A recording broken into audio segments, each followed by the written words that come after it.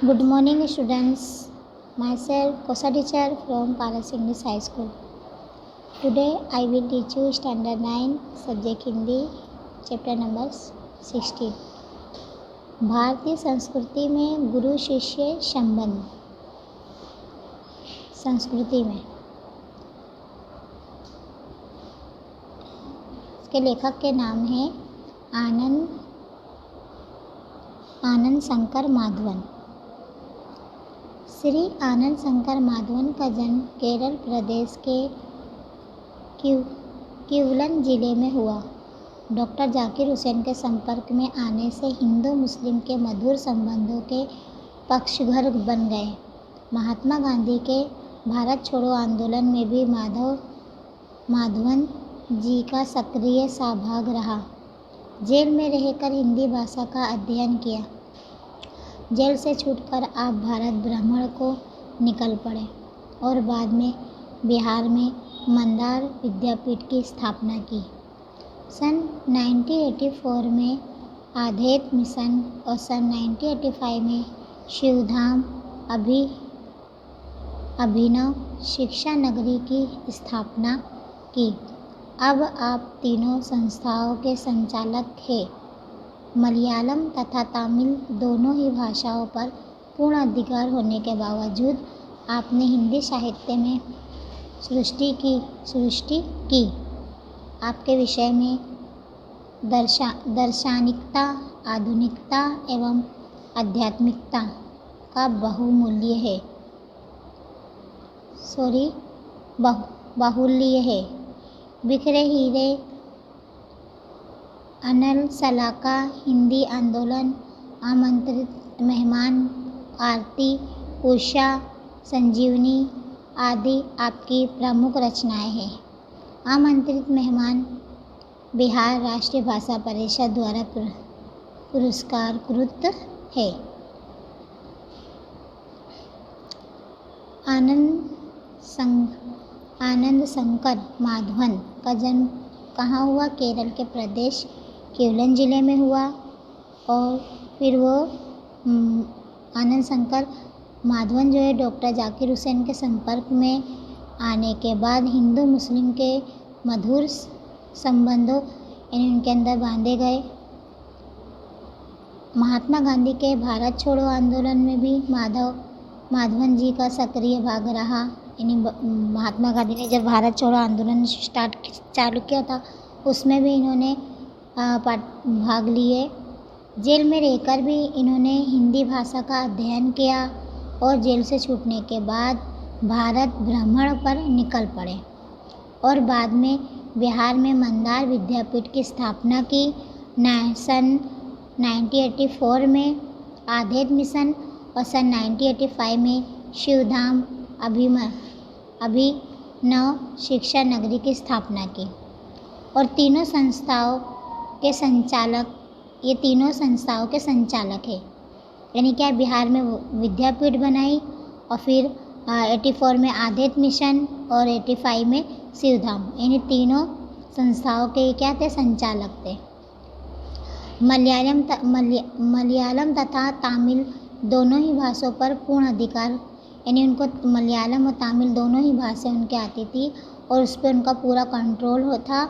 उसके बावजूद भी उन्होंने हिंदी साहित्य की सृष्टि की। यानी मलयालम और तमिल लैंग्वेज जानने के बाद उसके बाद भी उन्होंने हिंदी में भी हिंदी साहित्य में भी उन्होंने सृष्टि की।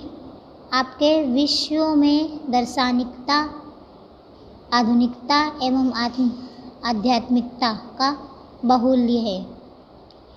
फिर बिखरे हीरे, अनल सलाका, हिंदी आंदोलन, आमंत्रित मेहमान, आरती, उषा, संजीवनी आदि ये सब इनकी क्या है? प्रमुख रचनाएं हैं। आमंत्रित मेहमान बिहार राष्ट्रीय भाषा परिषद द्वारा पुरस्कृत है। माधवन जी ने प्राचीन गुरु शिष्य परंपरा की गरिमा को स्पष्ट करते हुए वर्तमान शिक्षा प्रणाली पर परोक्ष रूप में करारा व्यंग किया है कि हमारे समाज में व्यावसायिक संस्कृत का बोलबाला है। इस कारण गुरु शिष्य संबंधों में परिवर्तन आया है। पहले विद्यालय मंदिर के समान माने जाते थे। शिक्षा देना एक आध्यात्मिक अनुष्ठान था। वह परम सुख प्राप्ति का एक माध्यम था। उस जमाने में पैसे देकर शिक्षा खरीदी नहीं जाती थी। क्या आज वैसी ही स्थिति है? क्या आज शिक्षा के क्षेत्र में वही निष्ठा, वही त्याग नजर आता है? लेखक ने हमें अंतर्मुख होकर सोचने के लिए बाध्य किया है। यहाँ बताया कि माधवन जी ने प्राचीन पहले ज़माने में गुरु शिष्य की परंपरा की गरिमा को स्पष्ट करते हुए वर्तमान शिक्षा प्रणाली पर परोक्ष किया है। यानी प्राचीन और अर्वाचीन दोनों की भेदना बताई है कि हमारे समाज में व्यावसायिक संस्कृति का बोलबाला है। यानी व्यावसायिक आजकल क्या है कि ये जो शिक्षा नीति है ये क्या एक व्यावसायिक हो गई है, बिजनेस हो गया है। इस कारण गुरु शिष्य संबंधों में परिवर्तन आ गया है। तो इसके लिए क्या है, स्टूडेंट्स और टीचर्स के बीच में क्या है, थोड़ा परिवर्तन आ गया है। पहले विश्वविद्यालय मंदिर के समान माने जाते थे। यानी पहले जो स्कूल कॉलेजें होती थी तो वो मंदिर के समान माने जाते थे। शिक्षा देना एक आध्यात्मिक अनुष्ठान था, पर वह परम सुख प्राप्ति का एक माध्यम था। उस जमाने में पैसे देकर शिक्षा खरीदी नहीं जाती थी। क्या आज वैसी स्थिति है? यानी कि उस ज़माने में लोग पैसे देकर शिक्षा नहीं खरीदते थे। क्या आज वही स्थिति है? क्या आज शिक्षा के क्षेत्र में वही निष्ठा है, वही त्याग नज़र आता है? यानी कहते कि जैसे आज के ज़माने में होता है कि जॉब कर रहे टीचर है, जॉब कर रहे, ट्यूशन दे रहे। तो ट्यूशन देना क्या होता है कि क्या कहते हैं, अपनी शिक्षा को बेचना होता है। और पहले ये चीज़ नहीं थी। लेखक ने हमें अंतर्मुख होकर सोचने के लिए बाध्य किया है। यानी लेखक ने हमें इस बात को सोचने के लिए किया है। अब इसके आगे हम लेसन स्टार्ट करेंगे। हमारे समाज में व्यावसायिक संस्कृति का बोलबाला है।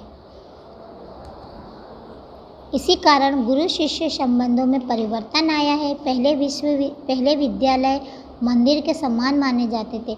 शिक्षा देना एक आध्यात्मिक अनुष्ठान था। वह परमेश्वर प्राप्ति का एक माध्यम था। पैसे देकर शिक्षा खरीदी नहीं जाती थी।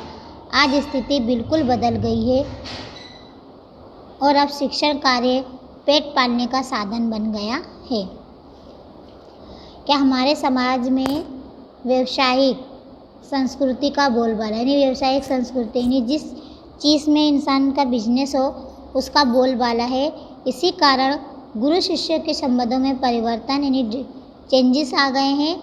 और पहले के जो विद्यालय होते थे, स्कूल होती थी, तो वो किसके समान, मंदिर के समान माने जाते थे। और शिक्षा देना उनका एक फ़र्ज होता था। और परमेश्वर प्राप्ति का एक माध्यम था। यानी पहले जो है शिक्षा प्राप्त करना एक परमेश्वर को प्राप्त करना था। लेकिन आज पैसा देकर शिक्षा खरीदी खरीदी नहीं जाती थी उस टाइम। लेकिन आज पहले की तरह स्थिति बदल गई है। आज वो स्थिति नहीं है कि अब जो है लोग अब एक शिक्षण कार्य यानी क्या हो गया, एक पेट पालने का साधन बन गया है।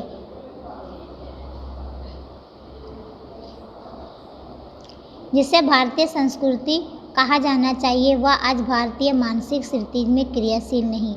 यानी जिसे हमको भारत की संस्कृति कहा जाना चाहिए वो आज एक भारतीय मानसिकता की क्रियाशील नहीं है। आज एक प्रकार की अव्यवस्थित व्यावसायिक संस्कृति व्यक्त है जिसकी जड़ शायद यूरोप में है।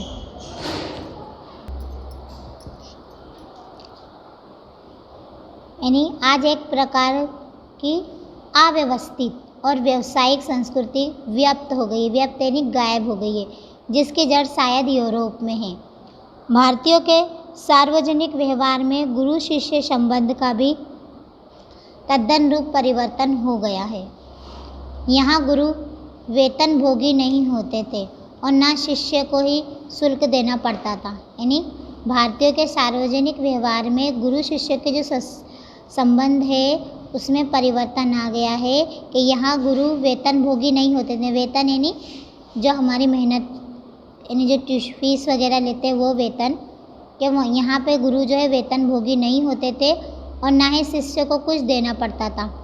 पैसा देकर विद्या खरीदने की या कार्य विक्रय पद्धति निसंदेह उस भारतीय मिट्टी का उपज नहीं है।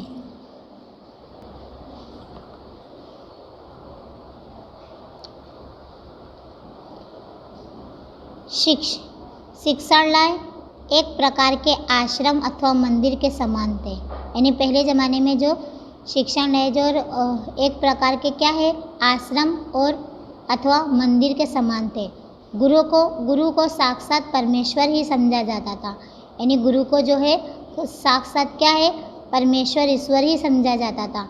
शिष्य पुत्र से अधिक प्रिय होते थे। यानी जो स्टूडेंट होते हैं वो अपने बच्चों से भी ज़्यादा प्रिय होते हैं। यह सम्मान मिलना ही शक्ति पाने का रहस्य है। यानी ये सम्मान जो है हर किसी को नहीं मिलता। और प्राचीन काल में गुरु की शिक्षादान क्रिया उनका आध्यात्मिक अनुष्ठान थी। यानी प्राचीन काल में शिक्षादान यानी शिक्षा देना एक क्या है, एक आध्यात्मिक अनुष्ठान थे, एक फर्ज होता था। परमेश्वर प्राप्ति उनका एक माध्यम था। यानी परमेश्वर को प्राप्त करना उनका एक माध्यम था। वह आज पेट पालने का जरिया बन गई है। लेकिन आज क्या है, शिक्षा जो है एक पेट पालने का जरिया बन गई है। जैसे कि आपको पता होगा कि आजकल ट्यूशन क्लासेस वगैरह में क्या होता है, ये शिक्षा ही बेची जा रही है। तो वो क्या है, एक बिजनेस हो गया है, पेट पालने का जरिया हो गया है। प्रारंभ में विवेकानंद को भारत में महत्वपूर्ण स्थान प्राप्त नहीं हुआ, पर जब उन्होंने अमेरिकन नाम कमा लिया तो भारतवासी दौड़े मालाएं लेकर स्वागत करने। यानी स्टार्ट में विवेकानंद को जो है भारत में उनको इम्पोर्टेंट यानी महत्वपूर्ण स्थान उनको नहीं प्राप्त हुआ, लेकिन जब उन्होंने अमेरिकन नाम कमा लिया तो भारतवासी जो है मालाएं लेकर उनके पीछे उनका स्वागत करने के लिए दौड़ पड़े। रविंद्रनाथ ठाकुर को भी नोबेल पुरस्कार मिला तो बंगाली लोग दौड़े यहाँ राग अलापते हुए हैं। कि यहाँ पे क्या कि रविंद्रनाथ टैगोर को भी जब नोबेल पुरस्कार मिला तो बंगाली लोग जो है उनके पीछे दौड़ पड़े। अमादेर कठोर सुपूत। दक्षिण भारत में कुछ समय पहले तक भारतनाट्यम और कथकली को नहीं पूछता था, पर जब उसे विदेशी में मान मिलने लगा तो आश्चर्य से भारतवासी सोचने लगे, और हमारी संस्कृति में इतनी अपूर्व चीज़ें भी पड़ी थी क्या। यानी कि दक्षिण भारत में कुछ समय पहले तक भारतनाट्यम और कथकली यानी जो डांस है भारतनाट्यम और कथकली, पहले यहाँ पे दक्षिण भारत में इसको कोई नहीं पूछता था, लेकिन जब विदेशों में इस भरतनाट्यम और कथकली को मान दिया जाने लगा तब आश्चर्य से भारतवासी जो है वो सोचने लगे कि हमारी संस्कृति में इतनी अपूर्व चीज़ें भी पड़ी थी क्या। यानी तब उनको जाके ये चीज़ का ध्यान होता है। यहाँ के लोगों को अपनी खूबसूरती नज़र नहीं आती, मगर पराये के सौंदर्य को देखकर मोहित हो जाते हैं। यहाँ पे सही बात ये कि यहाँ लोग अपनी खूबसूरती पे ध्यान नहीं देते, हाँ पराये के सौंदर्य को देखकर वो मोहित हो जाते हैं। जैसे कि यहाँ पे एक उदाहरण दे सकती हूँ कि जैसे अपने अंदर क्या इम्पोर्टेंट है, अपने अंदर क्या अच्छाई है वो खुद इंसान नहीं जानता, हाँ दूसरा कैसा रह रहा है कैसे नहीं रह रहा है तो वो देख के क्या है वो सोचने हाँ कि हाँ ये बहुत सौंदर्य है खूबसूरत है। तो इसी तरह यहाँ देश के बारे में भी बताया है।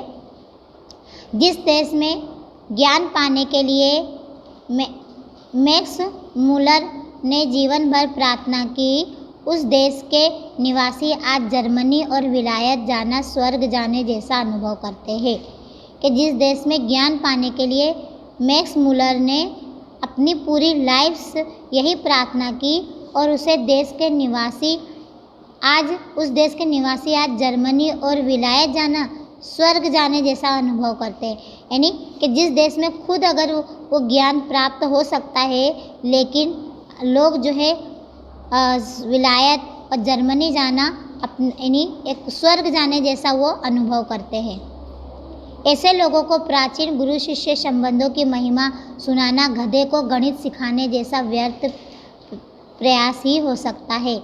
कि यानी जिस ऐसे लोगों की जो सोच होती है कि जो ज्ञान जो हमको हमारे देश में मिल सकता है, जो विद्या हमको हमारे देश में मिल सकती है, लेकिन उन लोग की ऐसी सोच होती है कि अगर हम जर्मनी या विलायत जाएंगे तो वहाँ जाना हमको एक स्वर्ग जैसा अनुभव करते हैं। तो ऐसे लोगों को गुरु और शिष्य की जो संबंध होते उनको सुनाना क्या होता है, गधे को गणित सिखाने जैसा व्यर्थ होगा। क्योंकि गधे के पास अक्ल नहीं होती है तो वो गणित कैसे सीख सकता है। तो इसके लिए वो प्रयास ही क्या है, यहाँ पे असफल हो जाएगा, व्यर्थ हो जाएगा। एक बार सुप्रसिद्ध भारतीय पहलवान गामा मुंबई आए। उन्होंने विश्व के सारे पहलवानों को कुश्ती में चैलेंज दिया। अखबारों में यह समाचार प्रकाशित होते ही एक पारसी पत्रकार ने उत्सुकतावश उनके निकट पहुंचकर उनसे पूछा, साहब, विश्व के किसी भी पहलवान से लड़ने के लिए आप तैयार हो तो आप अपने अमुक शिष्य से लड़कर विजय प्राप्त करके दिखाओ। अब यहाँ पे देखो, बहुत अच्छी बात है कि एक बार सुप्रसिद्ध भारतीय पहलवान गामा मुंबई आए और उन्होंने विश्व के सारे पहलवानों को कुश्ती में चैलेंज दिया और अखबार में भी ये हेडलाइन दी, समाचार दिया। और उसी टाइम एक पारसी पत्रकार जो है बहुत उत्सुकता से उनके पास आए और निकट पहुंचकर उनसे एक सवाल किया कि साहब, आप विश्व के सभी पहलवानों को लड़ने के लिए आप चैलेंज कर रहे हो, तो क्या आप अपने अमुक शिष्य से ही लड़कर विजय प्राप्त करके दिखाओगे? यानी जो उनके जो खुद शिष्य है, क्या उनसे आप लड़कर दिखा सकते हो? गामा आजकल के शिक्षा क्रम में रंगे नहीं थे। यानी गामा जो है आज की जो शिक्षा है उसके अंदर वो रंगे नहीं थे, इसलिए उन्हें इन शब्दों ने हैरान कर दिया। आंखें फाड़कर उस पत्रकार का चेहरा ताकते ही रह गए। यानी गामा जो है उनकी बात सोच के बहुत उनको हैरानी हो गई और वो आंखें फाड़ के जो है उस पत्रकार के तरफ देखते ही रह गए। बाद में धीरे से कहा, भाई साहब, मैं हिंदुस्तानी हूँ, हमारा अपना एक निजी रहन सहन है, शायद इससे आप परिचित नहीं हैं। जिस लड़के को आपने नाम लिया, यानी फिर धीरे से उस पत्रकार को कहते हैं कि मैं एक हिंदुस्तानी हूँ और आप हमारा अपना एक निजी जीवन है, यानी हमारी एक लाइफ है, कि शायद आप उससे परिचित नहीं हो, जिस लड़के का आपने नाम लिया। वह मेरे पसीने की कमाई, मेरा खून है और मेरे बेटे से भी अधिक प्यार है। कहते हैं कि जिसका आपने नाम लिया वो कौन है? वो मेरे पसीने की कमाई है, मेरा खून है और मेरे बेटे से भी अधिक प्यार है। इसमें और मुझ में फ़र्क ही कुछ नहीं है। मैं लड़ा या वो लड़ा, दोनों बराबर ही होगा। यानी कि जब वो कहते हैं कि अपने शिष्य से लड़ने की बात कहते हैं, तो वो कहते हैं कि जिनका आप ले रहे हो वो मेरे पसीने की कमाई है, मेरा खून है और मेरे बेटे से भी ज़्यादा मुझे अधिक प्यार है। यानी किसके बारे में कह रहे? वो स्टूडेंट यानी शिष्य के बारे में कह रहे हैं कि मैं लड़ूं या वो लड़े, तो दोनों ही बराबर होंगे। हमारी इस परंपरा को आपने समझने की चेष्टा कीजिए। हमारी इस परंपरा को आप समझने की चेष्टा कीजिए। हम लोग को वंश परंपरा से शिष्य परंपरा अधिक प्रिय है। यानी यहाँ पे वो कहते हैं कि कि आप हमारी इस परंपरा को समझने की कोशिश करिए कि हम लोग जो है, जो वंश परंपरा होती है, यानी जो हमारे बाप दादा की परंपरा से ज़्यादा हमको शिष्य परंपरा से अधिक प्रिय है।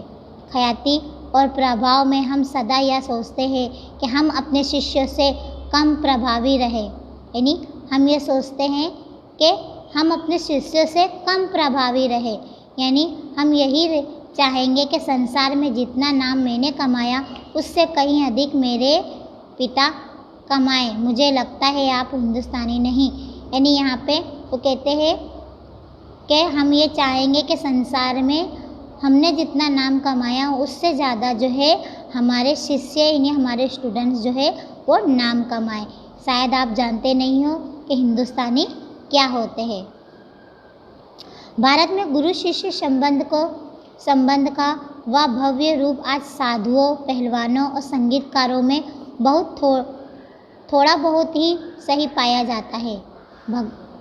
कि भारत में जो गुरु शिष्य के जो रिलेशन होते हैं उसका भव्य रूप आज शायद साधुओं, पहलवानों, संगीतकारों में बहुत कम पाया जाता है। भगवान रामकृष्ण वर्षों योग्य शिष्य को पाने के लिए प्रयत्न करते रहे।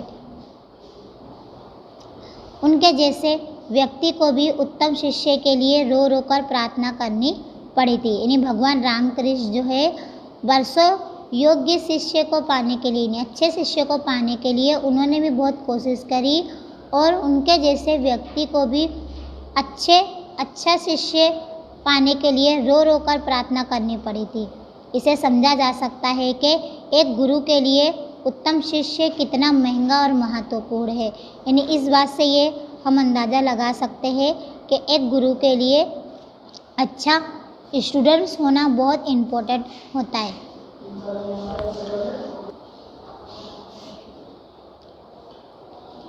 अच्छे शिष्यों को पाने के लिए कृष्ण को भी क्या है, प्रार्थना करनी पड़ी थी। इसे समझा जा सकता है कि एक गुरु के लिए उत्तम शिष्य कितना महंगा और महत्वपूर्ण है। संतान प्राप्ति वर्ग उन्हें दुख नहीं देता, पर बगैर शिष्य के रहने के लिए वे एकदम तैयार नहीं होते। यानी यहाँ बताए लेखक ने कि अगर हमको यानी किसी को संतान नहीं होती तो उनको उतना दुख नहीं होता, लेकिन बगैर शिष्य के रहना एकदम तैयार नहीं होते। इस संबंध में भगवान ईर्ष्या का एक कथन सदा स्मरणीय है। उन्होंने कहा था कि मेरे अनुयायी लोग मुझसे कहीं अधिक महान हैं और उनकी जूतियाँ होने की योग्यता भी मुझ में नहीं है। यानी यहाँ पे इस संबंध में भगवान ने एक कथन स्मरणीय याद कराया है कि उन्होंने कहा था कि मुझे अनुभव लोग मुझसे कहीं ज़्यादा अधिक महान है, यानी जिनके पास एक्सपीरियंस होता है, अनुभव होता है, कि उनकी जूतियाँ होने की योग्यता भी मुझ में नहीं है। यह बात है, गांधी जी बनने की क्षमता जिनमें है उन्हें गांधी जी अच्छे लगते हैं और वे उनके पीछे चलते भी हैं। कि यहाँ पे ये बात है कि गांधी जी बनने की क्षमता जिनमें होती है उन्हें वो अच्छे लगते हैं और उनके पीछे चलते हैं। उनके जो सुविचार और उनके जीवन की जो भी वार्ता होती है उसके पीछे वो अपना कदम मिला के चलते हैं। विवेकानंद सिर्फ उन्हें पसंद आएंगे जिनमें विवेकानंद बनने की अद्भुत शक्ति निहित है। यानी विवेकानंद सिर्फ उनको ही पसंद आएंगे जिनके अंदर खुद विवेकानंद बनने की शक्ति होगी। कविता के मर्मज्ञ और रसिक स्वयं कवि से अधिक महान होते हैं। संगीत के पागल सुनने वाले ही स्वयं संगीतकार से अधिक संगीत को रसास्वादन करते हैं कि यह पूज्य नहीं, पुजारी ही श्रेष्ठ है। यहाँ सम्मान पाने वाले नहीं, सम्मान देने वाले महान हैं। केनी यहाँ पे बता है कि हमको सम्मान पाने से ज़्यादा सम्मान देना हमारे लिए इम्पोर्टेंट होता है। स्वयं पुष्प में कुछ नहीं, पुष्प का सौंदर्य उससे आने वाली दृष्टि में है। यानी पुष्प यानी सिर्फ फूल से कुछ नहीं होता, फूल की खूबसूरती ज़्यादा हमको मायने रखती है। दुनिया में कुछ नहीं है, जो कुछ भी है हमारी चाह में, हमारी दृष्टि में है। यह अद्भुत भारतीय व्याख्या अजीब सी लग सकती है, पर हमारे पूर्वज सदा इसी पथ के यात्री रहे हैं कि इस दुनिया में कुछ नहीं है, जो कुछ भी है वो हमारी चाह है, हमारी चेष्टा है और हमारी दृष्टि है। और इस अद्भुत भारतीय की अजीब सी लत लग जाती है। और हमारे पूर्वज यानी जो हमारे बाप दादा हैं, और वो भी इसी पथ यानी रास्ते के मुसाफिर है, यात्री है। उत्तम गुरु जाति भावना भी नहीं रहती।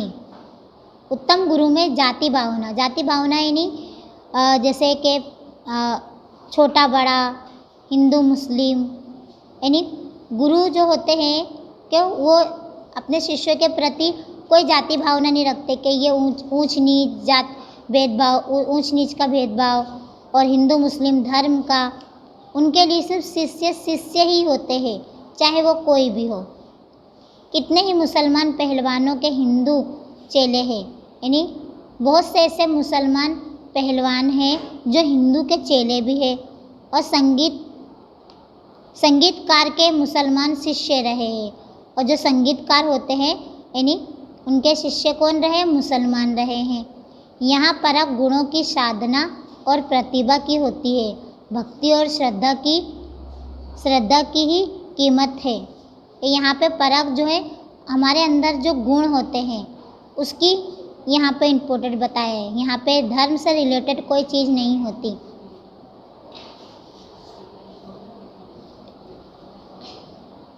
ना कि जाति संप्रदाय आचार विचार में धर्म की, और ना ही जाति संप्रदाय यानी कोई किस्म का भेदभाव नहीं होता, और ना ही कोई धर्म का। मुझे क्या लिखाया था कि एक विद्वान मुसलमान ने ही, उन्होंने कभी नहीं सोचा कि हिंदू और मुसलमान बनना चाहिए। कि एक विद्वान ने ही, उन्होंने कभी नहीं सोचा कि हिंदू और मुसलमान बनना चाहिए। पुराने ज़माने में मौलवी लोग बड़े बड़े रामायण होते थे, यानी पुराने ज़माने में, यानी आज भी ऐसे बहुत से मौलाना हैं कि जिनको रामायण महाभारत पूरी याद होती है, और कुछ हिंदू साधु जो ऐसे होते हैं कि उनको हमारे इस्लाम के बारे में भी पूरी नॉलेज होती है। तो ज़रूरी नहीं है कि हिंदू और मुस्लिम के बीच के हिंदू है तो वो हिंदू ही की ज़्यादा मान्यता रखे। दोनों एक दूसरे के धर्म की इम्पोर्टेंट समझते हैं। और आज देहातों में भारत मिरिया, रंजीत मियाँ आदि अधिक संख्या में दिखाई देते हैं।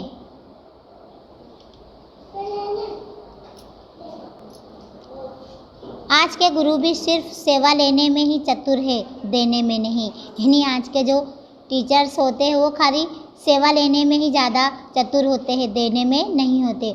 उपनिषदों में आचार्यों ने कहा है, उपनिषद यानी एक ग्रंथ होती है, उसमें आचार्यों ने कहा है कि सेवा देने की चीज़ है, लेने की नहीं। सेवा लेने से अधिकारी, बच्चे, रोगी, असहाय, तो उपनिषदों में आचार्यों ने क्या कहा है कि सेवा लेने की चीज़ नहीं है, सेवा देने की चीज़ है। सेवा लेने से अधिकारी, बच्चे, रोगी, असहाय और वृद्ध बच्चों को परमेश्वर का मूर्त रूप समझा। सेवा रूपी पूजा से उनकी शक्ति को प्रज्वलित करने क्षमता और सहृदयता रखने वाले ज्ञानी और तपस्वी पुरोहित आजकल के गुरु नहीं रह गए। यानी कि सेवा जो गुरु जो सेवा लेते हैं, यानी कि ऐसे गुरु को जो है उनकी प्रज्वलित यानी जो दीपक की जो लो होती है तो वो बुझ जाती हैं। तो इसके लिए कहते हैं कि हमको हमेशा क्या है, सेवा देते रहना चाहिए। आजकल के गुरु नहीं रह गए, यानी सहृदयता, ज्ञानी, तपस्वी, पुरोहित आजकल के गुरु नहीं रह गए। किसी भी देव मंदिर की मूर्ति की शक्ति उतनी मात्रा तक ही संभव है जितनी मात्रा तक उसके पुजारी की भाव पूजा में नैवेद्य भावना भरी रहती है। कि आजकल जो है किसी भी देव मंदिर की मूर्ति की शक्ति उतनी है जितनी पुजारी के भाव पूजा के पर निर्भर रहता है। तो यहाँ पे इस लेसन में कि गुरु और शिष्य के संबंध के बारे में बताया था और इसमें अनेक उदाहरण दी थी जिसका हमने अच्छे तरीके से समझा। और यहाँ पे इसके बाद हम क्वेश्चन आंसर देखेंगे। Now first part is complete. Okay bye.